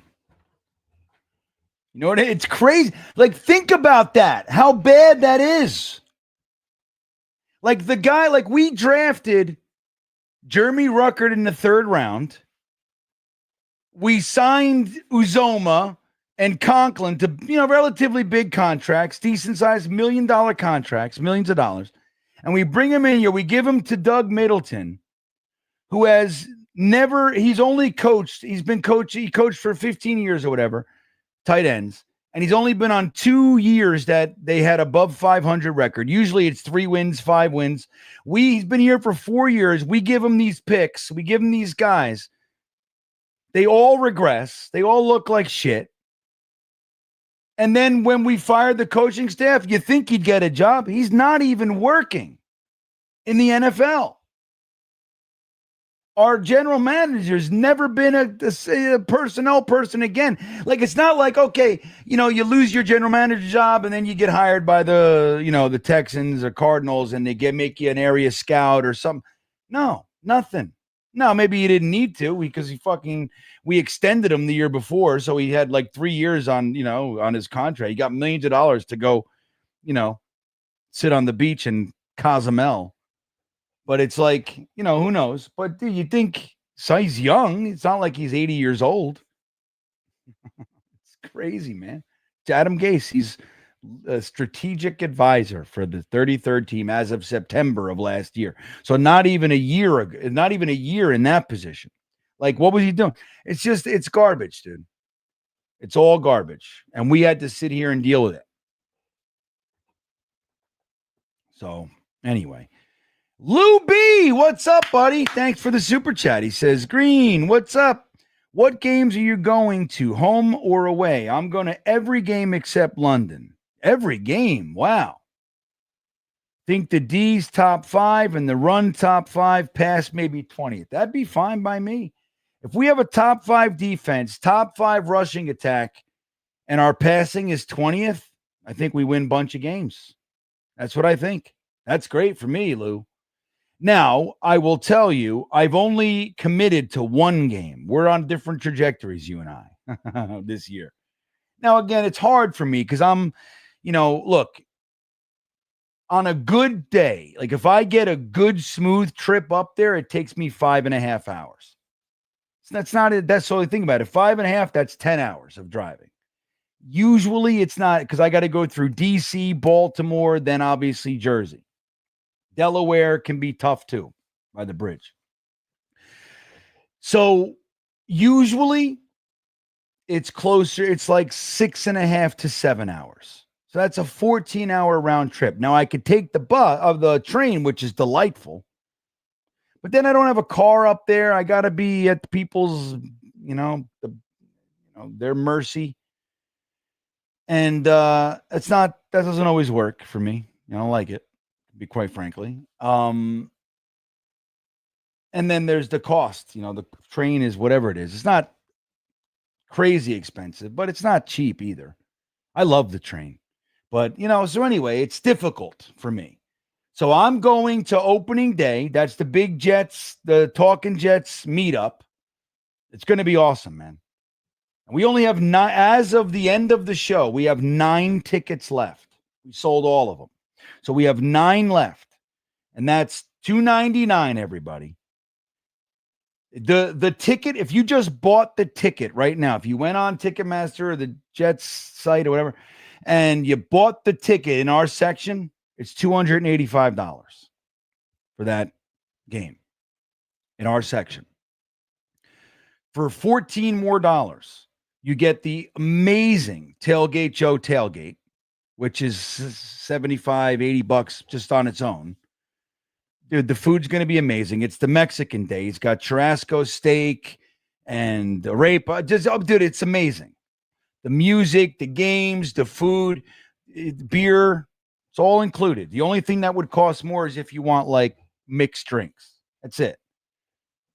And it's good beer. It's not Coors Light. It's Yingling. That's the beer I liked when I drank. So anyway, and then you get to hang with us. We all go in together, and then we have on-field access after the game for $14 more than the ticket. So there's 9 left. If you guys want to do it, man, now's the time because they're going to go. We sold 4 today, 4 or 5 today. So it's going to be a good hang. It's going to be epic. So go to talkingjets.com. And look, man, if you want to hang with us all weekend too, we have a whole weekend thing. We're doing the Bezara Music Festival. We're doing a live stream from the stage at Bezara. They have 2 stages. We're on one of them. And I forget what time. But, we're going to you can hang with us all day on the beach music festival. Live a live stream from the stage. It's going to be great, dude. It's going to be great. You can get those tickets on talkingjets.com. We have a whole weekend deal that you can buy, or you can just come to the festival and hang with us if you're not coming to the game, or you could just come to the game if you can't pull off the festival. But dude, there's an opportunity to hang with us all weekend. So that's the only game I've committed to. Now, I know Jake and Nick Shine are doing a thing. Jake Aspen and Nick Shine are doing a thing for the Carolina game in MetLife. I've been offered to come and hang with that, and I would genuinely like to. But again, 14-hour fucking round trip. It's not easy. And a plane is just ridiculous. So I'm not doing that. So it all depends on how good we are, right? If we're exciting and we're let's say going into that game, we're 4-1. I think it's week 6. Let's say we're 4 or 3-2 even. Maybe I'm excited enough to do it. I get nuts. But I don't know. So right now I'm only committed to one, buddy. So, and I had an offer for the Baltimore Ravens tickets, but it's actually on my 18th wedding anniversary, that game. But I'm going to be up north for Matt O'Leary's wedding at the same time, so I'm not doing that. Plus, I didn't want to go in that stadium and fucking get made fun of for 3 hours by a bunch of winners, and I'll be there as a loser. You know what I mean? I just don't want to do it. I don't see the Jets beating the Ravens, so I don't want to do it, man. But anyway, you're going to have a good year, bud. Either way, it's fun to go to games. Ron Weiss, good to see you, my friend. Thank you for the super chat. He says, my man, you are so right. I've been out of football since the Super Bowl. No news, nothing. Dude, I had to do it, man. Right, Ron? Last year killed me. It was a weird, deeper disappointment than I've ever experienced. Obviously, getting to the championship game and losing is its own brand of disappointment, and that sucks. It does. But you're proud. Number one, you got to watch competitive football all year. Number two, you beat teams in the playoffs. Super exciting. And you're one of the top 4 teams in the league. So, I mean, look, again, it's disappointment. It hurts in its own way to get that close. But last year was unique in the way that it made me feel. Dude, it took doing the live streams for the end of the season last year was tough. It was like I would just, if I wasn't doing the live streams, I probably would have turned most of those games off. Just said, I'm out of here. I'm going to go fucking weed. I'm going to go mow the lawn. You know what I mean? It's better. But yeah, so I had to do it. So it sounds like you did too, Ron. Well, I'm glad you're back now, right? And I'm excited. I'm excited to watch a new era of football, and it's Aaron Glenn. So Aaron Glenn is genuinely, it's like one of those rare things. Like when Rex came here, he wanted to be the Jets head coach. He's a Jets fan. He grew up here as with his dad. When his dad was a coach, he had Jets in his blood. And Aaron Glenn has Jets in his blood.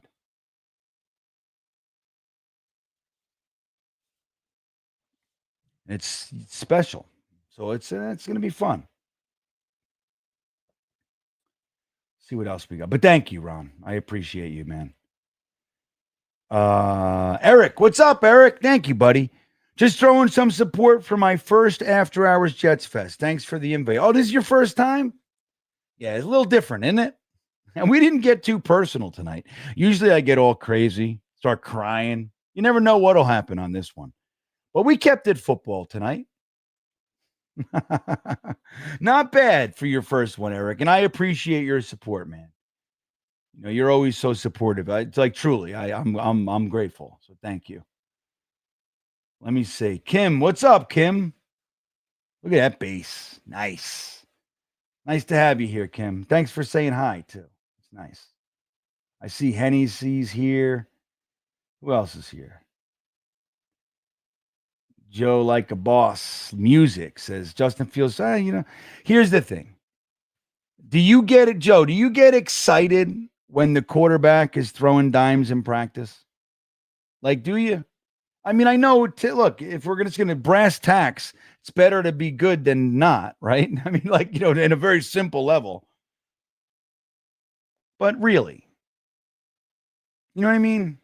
Like, how many times have we, you look so good in practice? Like, I do practice and training camp and all that is where to work it out. Like, I would rather them be making tons of mistakes because they're working on something rather than running the plays that look good and you're comfortable with and you're throwing Garrett Wilson down the sideline and it's working. And like, I don't give a shit. It never works. It never works out. It never translates. Like, it's like, what was really good? I'll give you an example. Armand Membu is our big top draft pick this year, right? And we're excited to put him on at the right tackle and finish our young offensive line, hopefully for the next 10 years that most of these guys are together, right? At least like Membu, Tipman, Fashanu, you want those guys here. AVT, hopefully we'll see how it goes, right? If he can stay healthy and they keep him and everything, great. Wouldn't it be great to see AVT get extended and you got Fashanu, Tipman, AVT, and Membu together? Now, look, if they keep Simpson too, great. To have your offensive line for another 4 years together locked in, that'd be great. So who knows? But we like that we took the pick. We like the player. We like the position. Completes our offensive line. They committed. Great. And he comes in, and his first series of practices, he goes against Will McDonald, who's just coming into his own, and he's fucking putting him on his back. Now, people, I've gotten DMs. I've had conversations. Dude, this Membu pick might not be. No. It means nothing. It's exactly what I want to see. I would much rather see Will McDonald going into his third year, putting on some strength, working on his game, adding things to his repertoire, coming into his own, schooling a rookie, than rather see the rookie come in and fucking stonewall the guy that we hope is coming into his own and he's going to be a pass rushing demon this year. No. That's backwards. I want Armand Membu. I want the coach to sit down with him and say, welcome to the NFL. That's what I want. Better pack a lunch because that kid across from you, he wants to make a name for himself and he's about to. So if you're going to succeed, you got to shut him down. You got to figure it out. And hopefully we got the coaches that can teach him. But I want to see Armand Membu for the first half of training camp getting his shit handed to him. That's what I want. I want him to get beat up in practice. I want Justin Fields to make every mistake he can in practice. Even in a scrimmage, green and white scrimmage, I don't care that he looks. I don't care that he's making mistakes. That's where to do it. It's the same thing I said with guys getting injured. Oh, are our practices too tough? Guys are getting injured. Maybe we should tone it down. Fuck no. If they're going to get injured here, then they would get injured week 2. No. The Steelers, week 1, the Steelers are coming to bash our heads in. They want to make this Aaron Rodgers thing, make the Jets look like fools. Make no mistake. Don't forget, Tomlin called Belichick to jump us for Broderick Jones. And they laughed. Stupid Jets. They would like nothing more than for Aaron Rodgers to come to MetLife and throw for 380 and 4 touchdowns. They would love nothing more than to batter us. Their defense just crush us to the tune of 3 points. They would like nothing more than to beat us down and make us regret walking on the field that day and embarrass us in our house. That's what they want to do. So if you're having powder puff practices and we're not used to getting hit and we're not used to smashing and working and bleeding and we're not used to that, when we go into a football game against a team like the Steelers, we're going to get our asses smacked around. What I want to see more than anything week 1 is Will McDonald beat consistently the guy that they traded to jump us for, Broderick Jones. I want to see the guy that we sat there and waited and selected, and everybody thought it was a panic move. We didn't know what to do because, oh my God, our guy, the one guy we wanted in the entire draft is gone. The guy that they stole from us gets schooled by the guy we took and supposedly wanted the whole time anyway. We didn't even want Broderick Jones. And Aaron Rodgers is on his fucking back all day because of Will McDonald. That's what I want. Nothing more. There's nothing I want. Now, great. If it's Jermaine Johnson, Quinnen Williams sacking him, I'm going to be happy, of course. But I really want the juice for me is deeper. What I want to see is Will McDonald beating Broderick Jones to sack, strip sack, fumble, ruin Aaron Rodgers' entire day. I want them to not be able to stop Will McDonald with Broderick Jones. They're going to need help. They got to bring a tight end over. Freiermuth's whole game is just trying to stop Will McDonald because Broderick Jones sucks. That's what I want to see. And I'm going to tell you right now, if you can't make it through a fucking training camp practice because we're tackling, then you weren't going to make it through the season anyway. Get out. You can't make the club from the tub. Next guy up. I don't care who it is. If you made it through the Saleh regime because Saleh's soft and you're soft and you're finally around men and you can't hang, then fucking good. I'm glad I know now in training camp and preseason. And I'm going to take that kid, that unheralded kid who's working his ass off and his knuckles are bleeding. And he's making it through. He's meeting the practices head on. And he hasn't been banged up, injured, nothing. Or when he was banged up, he still came out. I want him to make the team. That's what I want. Does that make sense to everybody here? Does everybody know what I'm coming at? What I'm saying? Huh? I hope so, Rusty. That's what I want. So that's why when Membu's in practice and he's coming in, he's thinking, hey, I'm a first-round draft pick. I mean, I don't know if he thinks this shit, but I'm just saying. You know, he's thinking, all right, man, I'm the final piece of the offensive line, and everybody's excited. You're going to be the man. And then first play, Will McDonald, who he's ready for a spin move, just fucking train rush. He just rolls over him, steps on his chest, and sacks the quarterback. That's what I want to see. It's not bad to me. I want Justin Fields to go 2 for 10 for the next 2 weeks because they're working on it. That's what I want. Now is the time to make your mistakes.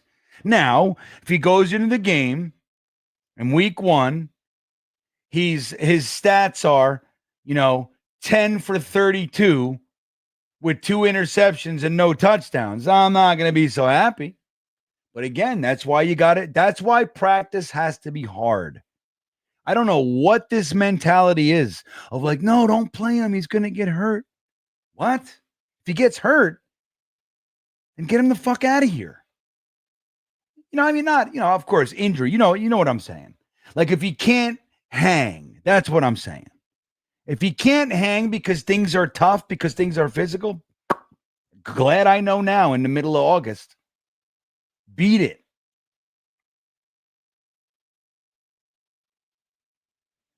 Ooh, I'm giving Greg C a chub, and it's 12:15 at night. It's not a good time for a man to be giving you a chub there, Greg.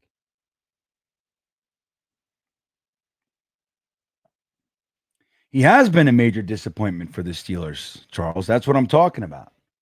That's exactly what I'm saying, buddy. And Will McDonald, while he hasn't, he's not Micah Parsons, he's been steadily and slowly improving, right? Which is exactly what Quinnen Williams did. Don't forget, year 2, I'm telling you, so many Jets fans wanted Quinnen Williams to be traded while he still had value. while he still has value. Again, I didn't like the pick, but I could see it. Like rookie year was slightly disappointing. He made his plays, but he's working it out. He's improving. Second year was better. Third year was better. These guys, you got to let them build their careers. Will McDonald is going into year 3, and he's looked good. Now he's putting on weight, and Aaron Glenn's saying, dude, how great was that comment? When they said, well, we've never seen him do this before. And he's like, well, he could do it.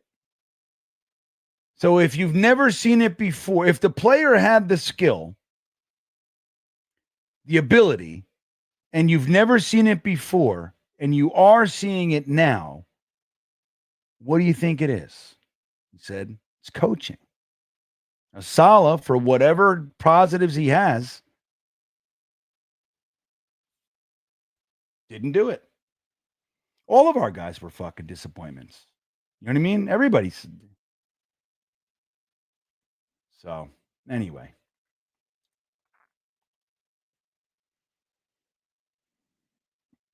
What's Jeremy saying? Let's see. As much as I would love to see 15 sacks out of McDonald, developing into above average run defender would be just as exciting. I don't think so. It wouldn't be half as exciting, buddy. It'd be nice. It'd be good. And that's what we want. We want him to be able to do that. But again, if the guy is simply a demon at pass, like don't take him out of his game. If you can do it, great. If doing that pulls from what his skill set really is, then don't do it. And if he's not an every down guy, he's not an every down guy. If he's not out there on first down, he's not out there on fucking first down. I mean, you know what I mean? Like, it's not just as exciting. So, Jeremy, you're wrong. I'm just going to tell you that. I want it to be nice. I think what Jeremy's really saying is he lost a lot of weight. And his deal is that every McDonald sack, he's got to eat a double cheeseburger. And now he's nervous. So he's talking about run defense. Like, let me tell you something. There's some premium things in the NFL, right? Number one is quarterback. Why is a quarterback premium? Well, because he controls the offense. The offense goes as he goes. He throws the ball. He's in charge of where the ball goes. So if he's good, then the team is good. Therefore, he's a premium. Why is left tackle a premium? Well, because he's the guy protecting most of the time the blind side of the most important guy on the field. So that's premium.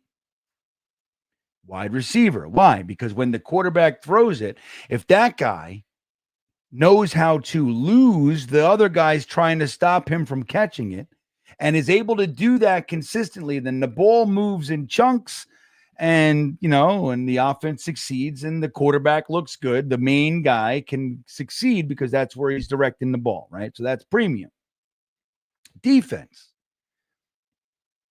There's really only 2 premium positions on defense, really. And that is pass rusher and cornerback. Cornerback, because he's playing directly opposite a premium position. And if he's good at it, he can stop the most important thing, the quarterback and wide receiver, 2 premiums trying to connect. If he can disrupt that all day, then he's premium, right? The other thing, pass rusher, not run defense, like rest is very good. It's important, right? But I'm talking about premium. Pass rusher is a premium. If you have 2 edge rushers that you're in free agency or in the draft and you're looking at 2 guys, you can only have one of them. One of them is a solid run defender and can maybe give you some pass rush from time to time. But his real strength is setting the edge and run defense.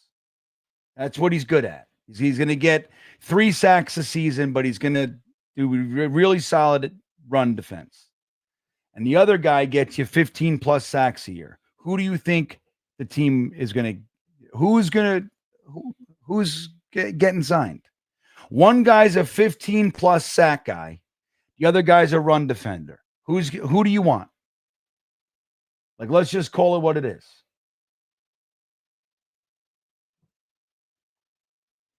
Very clear. And yeah, you got a point, Jeremy. Right, great. No doubt. You're 100% right there.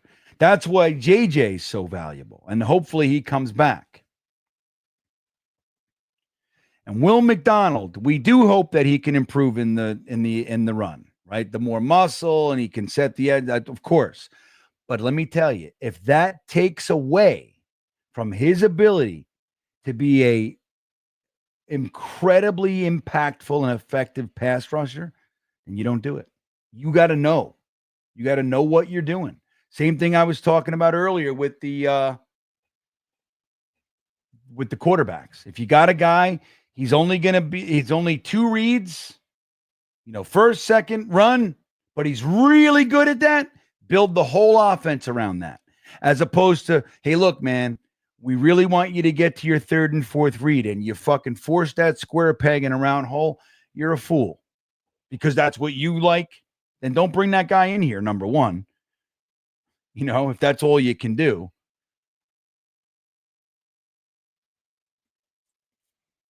You know what I mean?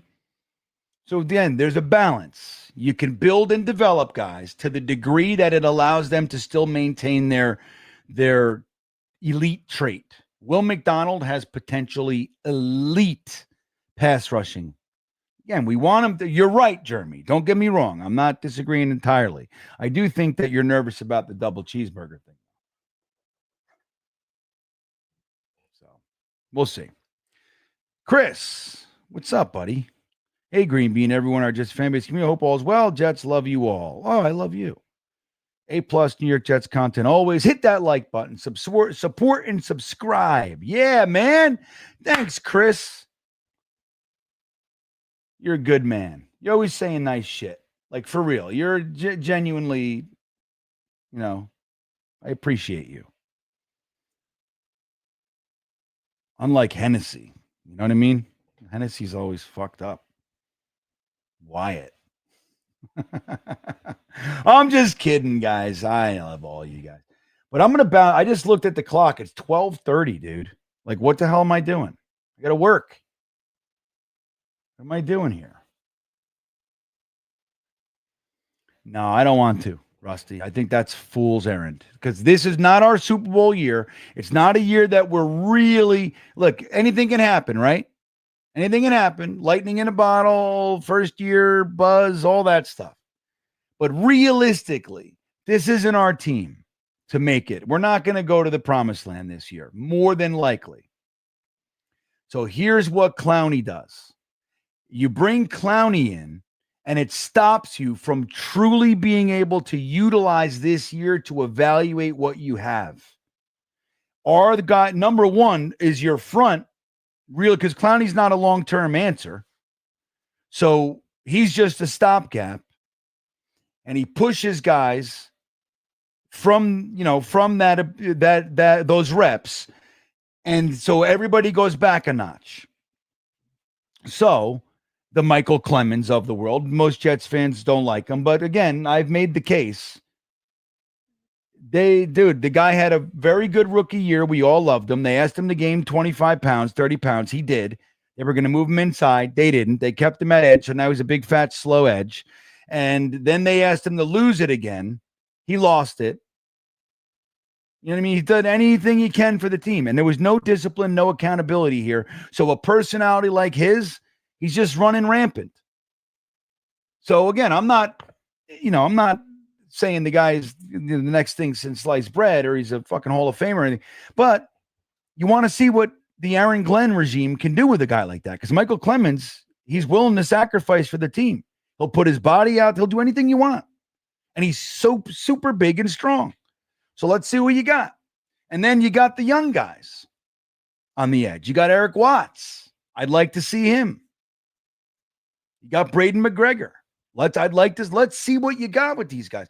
Let's get them their reps and see if they're worth building, developing, and that you don't need to use mid-round or early pick, to replace. Like, I don't need to use a third on this edge because I got Eric Watts and he's ready to pop. So I'm going to move over here and I'm going to take the wide receiver. You know what I mean? That kind of a thing.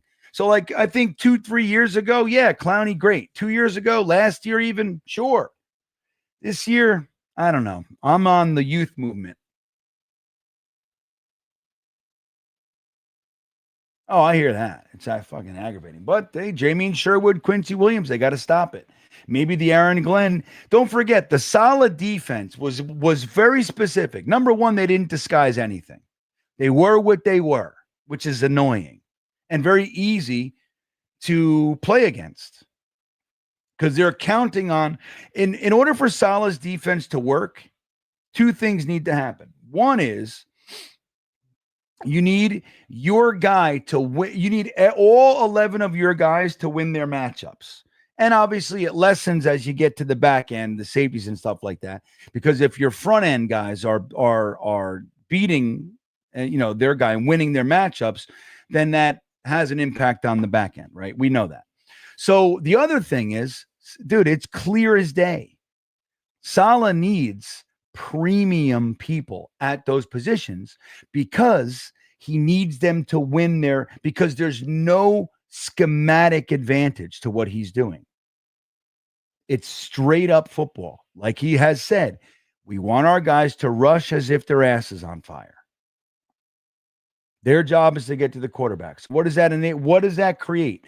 It creates a situation where a smart offensive coordinator knows exactly how to compensate and take advantage of over pursuit and aggressive defense. So when you have your four guys rushing like their asses on fire, what that does is it puts a lot of pressure on the linebackers. Now we have a defense where we're doing nickel, so we're only playing two linebackers. That immediately puts us at a disadvantage. So now those four guys have to win their matchups.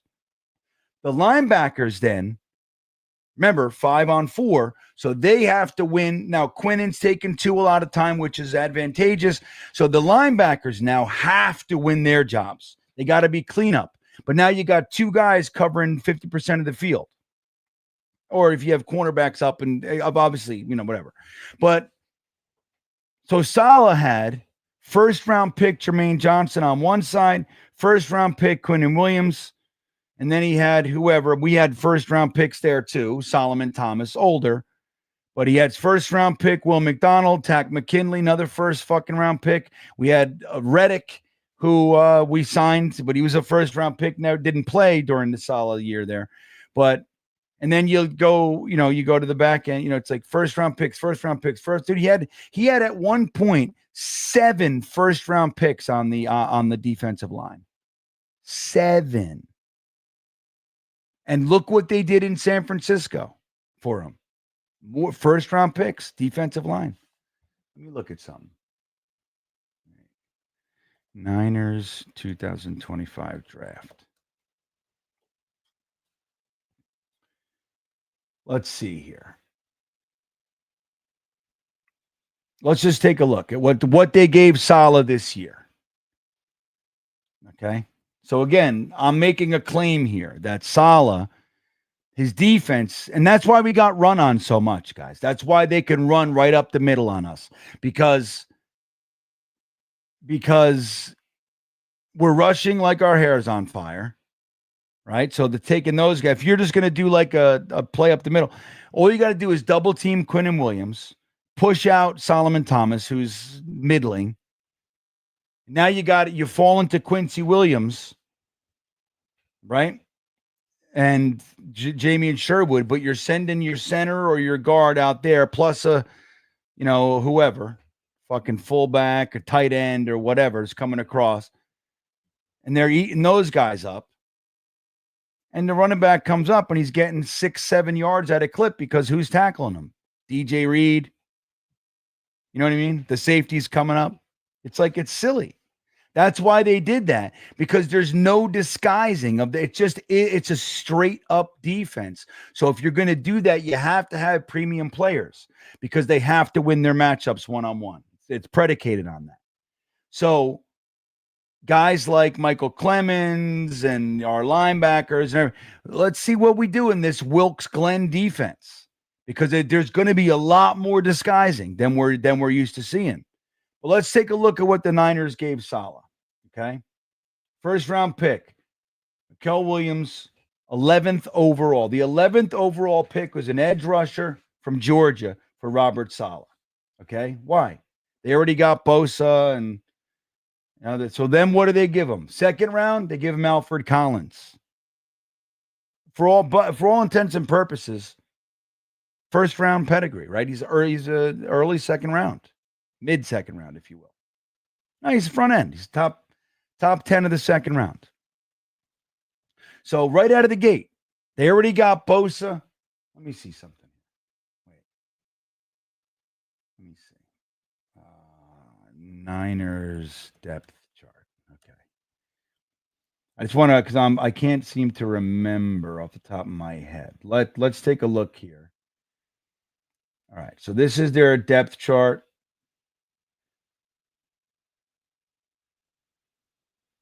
Look, Bryce Huff. Isn't that funny?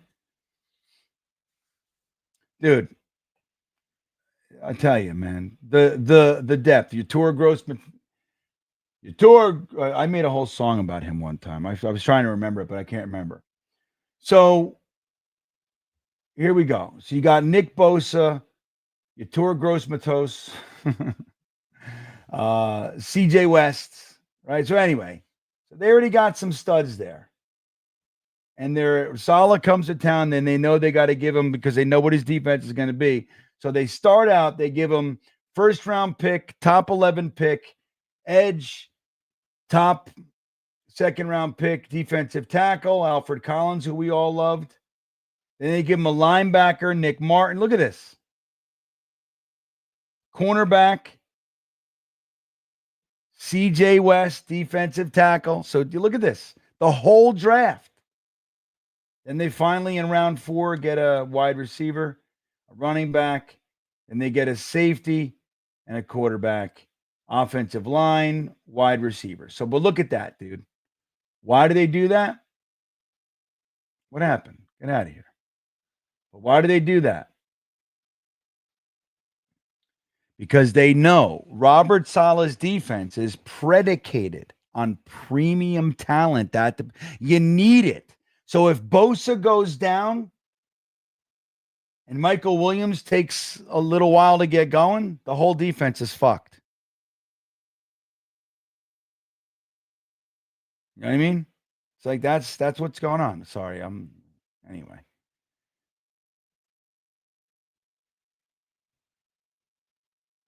Yeah, no, this is right, Jeremy. It's the worst. That space that we gave, it's the worst. All right, guys, it's 12:30.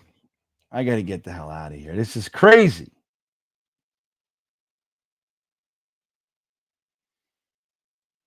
Let me see. I'm just looking for last couple comments if there's anything I want to make sure I get. But you guys are the best. I'm glad we had some fun tonight. If you have not subscribed to the channel, or if you unsubscribed like so many did, I lost like 60-something subscribers just because I took a break. It's crazy. I don't understand that, but hey, everybody to each their own, right? If you're one of those people who unsubscribed, maybe you'll consider subscribing. I would really appreciate it. We're going to have a good time this year. We start this Saturday night, man. We're going to be live. I think Jeremy's with me this one. I think he said there's a couple games he can't make. But Frankie from Flatbush is back with us as well. I'm really excited to hang out with Jeremy and Frankie again this year. Really excited. Guys, only 9 tickets left for the Talking Jets opening day meetup, September 7th. Tailgate Joe, on-field access. It's going to be great. We got 40-yard line upper-level tickets. That's what we chose, man. Believe me, we could have got lower-level end zone, all that kind of shit for Nope. I want upper-level end zone. I mean, we could get $500 tickets, but for the price, it's the best view in the house. And we changed our seating. The last number of years, we would get rows, right? So like if me and Jeremy are over here, and Matt and Ryan and Jason Edwards they're on the other, they might as well not even be with me, right? They're on the other end. They're on the other side. I can't even see them the whole game. What we did this time is we got like 10 seats in like 6 rows. So we're all in the same square. You know what I mean? We're all together. And we're going on the field after the game. Take pictures, run around. It's going to be great. It's going to be a great day, man. We're going to score a touchdown. I know we are. I haven't seen an offensive touchdown since 2019. I haven't seen a win since 2015. 10 years of going to these fucking games. Me too, Greg. I'm glad you're here. Glad Chris is here. Thanks, Rusty. I love you, buddy. I'm glad you're here. Eric, all you guys are the best. Hey, what's up, mixed martial artist? That's great. T-Jets, what's up with you? Good. Look at you guys. You guys are the best. Mike Saunders in the house. Mike's not feeling so good about the Aaron Rodgers thing. I saw that comment. That's what we're gonna do. We're gonna sack him. And Aaron Rodgers is another year older. He's playing with a new team. It's week 1. And his offensive line isn't going to be able to contain Quinnen Williams, Will McDonald, Jermaine Johnson, and the rest. I hope it's LT3 starting and Fedarian Mathis. But anywho, guys, I love you. Have a good rest of the night. Like and subscribe, like I said. And don't forget about Bezara and the Talking Jets meetup and the Jets cruise. I'll be really talking about that more as we move on. I'm so excited about the Jets cruise. I hope you guys can come. We're going to Bermuda. It's going to be fucking amazing.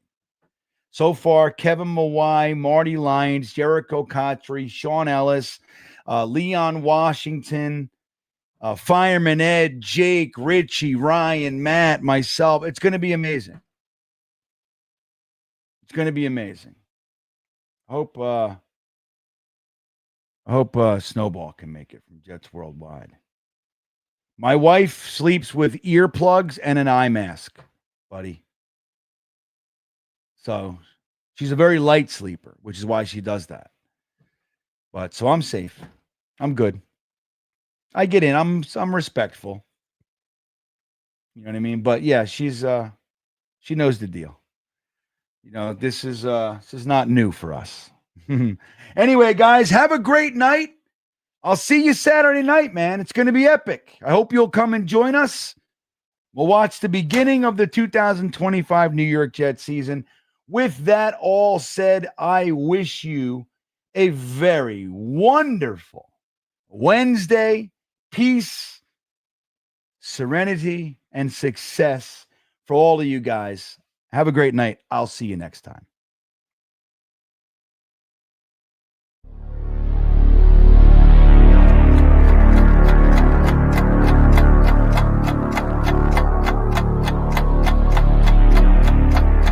I think he's going to be day one, a violent vertical edge setter. We competing today.